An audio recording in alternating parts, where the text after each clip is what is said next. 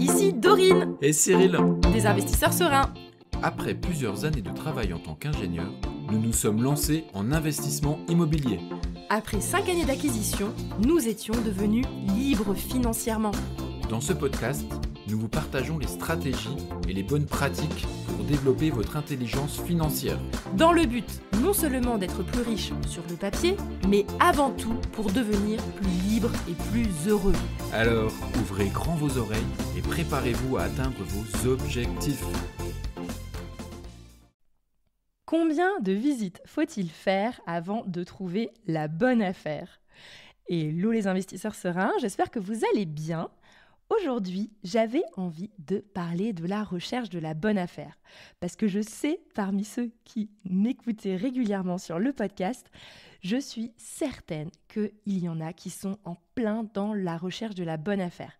Je sais que c'est quelque chose de difficile, c'est une étape où il faut s'accrocher et j'ai envie, à travers cet épisode, à la fois de vous motiver et en même temps d'essayer de vous éclairer sur le processus d'apprentissage qui se passe quand on fait des visites.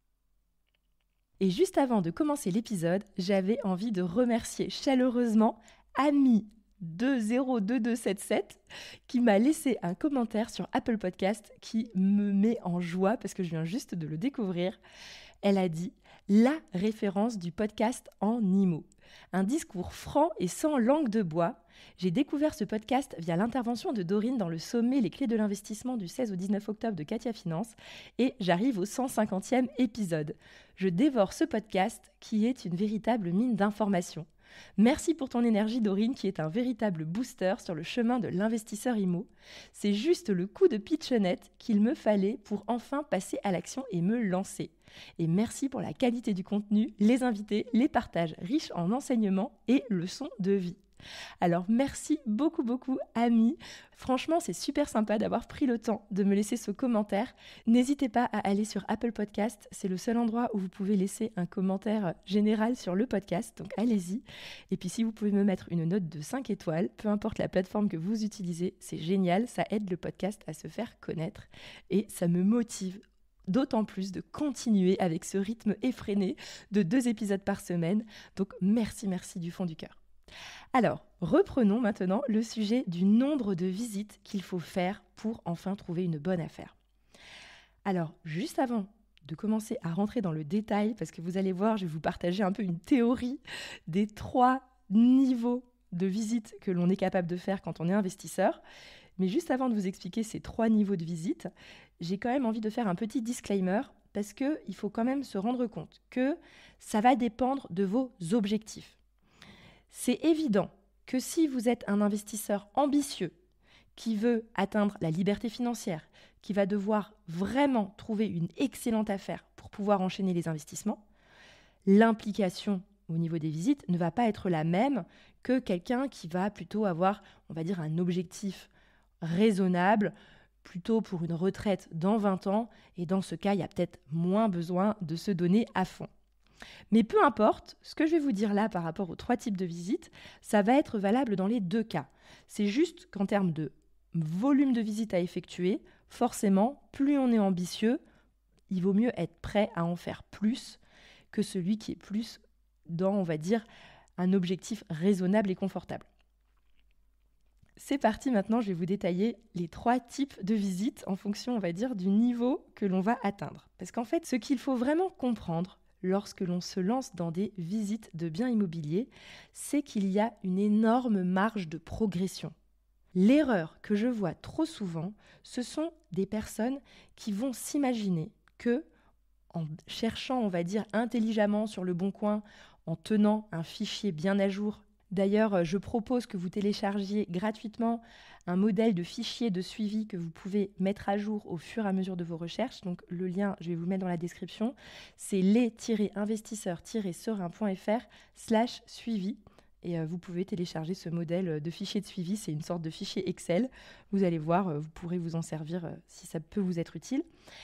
Et donc l'erreur, c'est de penser qu'en faisant régulièrement la mise à jour de ce fichier de suivi, en regardant les sites d'annonces, vous allez dénicher une bonne affaire et en la trouvant, vous allez enfin appeler et effectuer une visite et enfin trouver la bonne affaire. Sauf qu'en réalité, ça ne marche pas comme ça pour dénicher une excellente affaire. Vous êtes obligé de passer par le moment où vous allez multiplier des visites sur le terrain. Trouver une bonne affaire juste comme ça en se promenant sur les sites d'annonces, même si vous êtes, on va dire, efficace, que vous prenez des notes, etc., ce n'est pas suffisant. Et donc, il va falloir qu'à un moment donné, vous vous lanciez sérieusement dans les visites. Et au début, ça va vous faire mal ce que je vais vous dire, mais vous allez être mauvais. Et il faut l'accepter. Vous allez même faire des visites parfaitement inutiles. Parce que vous aurez cru que c'était peut-être un bon plan, mais finalement, ça n'en était pas un. Ou peut-être que sur votre secteur, il n'y a pas grand-chose, le marché est assez, on va dire, tendu, ou on va dire que ça bouge pas beaucoup, du coup, vous n'avez pas grand-chose à visiter, donc vous allez exprès visiter des biens qui sont médiocres. Mais c'est pas grave, vous allez quand même les visiter. Et ça fait partie du processus que j'appelle les visites d'échauffement. Ok, c'est le premier type de visite. Les visites d'échauffement, c'est, on va dire, entre la première et la 10e visite, c'est le moment où vous vous créez un œil d'investisseur, où vous vous faites tout doucement, on va dire, une expérience de visiteur de biens immobiliers et on est obligé de passer par là. Et c'est sûr que c'est déplaisant parce qu'on aimerait en 2 visites trouver la bonne affaire, mais en réalité, il va falloir passer par cette phase d'apprentissage que je vais appeler les fameuses visites d'échauffement. Donc, en fonction de votre objectif, si vous êtes plutôt dans un objectif confortable, à ce moment-là, peut-être 5 visites, ça peut suffire. Si vous êtes plutôt dans la catégorie des ambitieux, je dirais minimum 10 visites d'échauffement avant de se développer à la fois l'œil de l'investisseur lors des visites, mais aussi pour se constituer un petit réseau et également pour réussir finalement à faire le tri parmi des secteurs de recherche dans lesquels vous avez hésité à investiguer, peut-être des types de biens aussi où vous vous posiez les questions et tout doucement, en faisant ces visites, vous allez avoir les réponses. Mais tant que vous restez chez vous, vous n'aurez pas ces réponses. Donc ça, c'est vraiment le premier type de visite. Je dirais minimum 5 visites, voire 10. Je suis un petit peu tolérante aujourd'hui. Allez, on va être un peu plus strict. 10 visites pour un objectif confortable et 15 à 20 visites pour les ambitieux d'entre vous. Une fois que vous aurez passé ces visites d'échauffement, on va passer aux visites efficaces. Parce que votre œil se sera aguerri, vous connaîtrez mieux les secteurs, vous aurez papoté également avec des agents immobiliers, vous aurez peut-être d'autres biens à visiter qui vont mieux répondre à vos critères. Vous aurez même peut-être des coups de fil en avance de phase avant la mise sur le marché, si jamais vous avez fait un bon travail de devenir, on va dire, sympathique aux yeux des agents immobiliers avec qui vous avez fait les visites pour qu'ils vous contactent. Dans ce cas, vous passez dans la phase 2 qui sont les visites efficaces. Les visites efficaces, c'est là que vous allez commencer à devenir bon. Vous allez déceler beaucoup plus vite le potentiel, les bonnes affaires et en plus de ça, vous allez être en mesure de commencer à faire des offres. C'est dans cette phase-là que vous allez potentiellement trouver votre bonne affaire. Et faire des visites efficaces, je considère que c'est impossible tant qu'on n'est pas passé par les fameuses visites d'échauffement. Et enfin, 3e catégorie de visites. Et ça, j'ai quand même envie de le dire, c'est, on va appeler ça, les visites coup de poing. Les visites coup de poing, c'est quand vous avez déjà fait des investissements, que vous avez vraiment une belle expérience derrière vous, une vingtaine, une trentaine, une quarantaine de visites, on va dire, dans votre bagage et dans votre expérience. Et dans ce cas, c'est possible en effet que quand vous vous relancez sur le marché, en 5 à 10 visites, bam, vous retrouviez rapidement une bonne affaire. Et ça peut être des visites coup de poing tout simplement aussi parce qu'il y a un agent immobilier qui vous rappelle, un bien vient de rentrer sur le marché, il a pensé à vous, vous êtes le premier à faire la visite et là, vous enchaînez avec une offre. Et parfois, quand c'est des très belles affaires, ça peut partir très vite. Et j'appelle ça, on va dire, des visites coup de poing.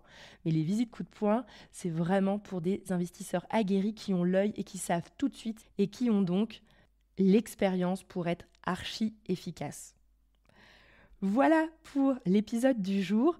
Donc à retenir, c'est qu'il faut faire un minimum de 10 visites, on va dire, en termes d'échauffement, que c'est normal, qu'on passe par là et qu'au début on est nul, on est un peu paumé et il faut l'accepter. On va dire un peu zoner et être peu efficace. Et tout doucement, l'œil va s'aguerrir et on va devenir meilleur.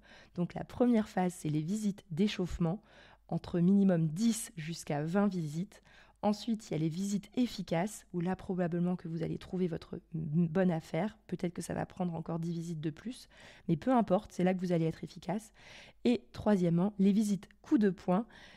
Lorsque vous serez vraiment aguerri et que vous aurez déjà fait des investissements, là, peut-être que vous pourrez aller encore plus vite. Voilà pour l'épisode du jour. J'espère que ça va vous motiver à continuer dans vos visites, à ne pas rester trop longtemps sur votre canapé et à enfin sortir de chez vous. Sur ce, je vous souhaite à tous une excellente journée et à bientôt!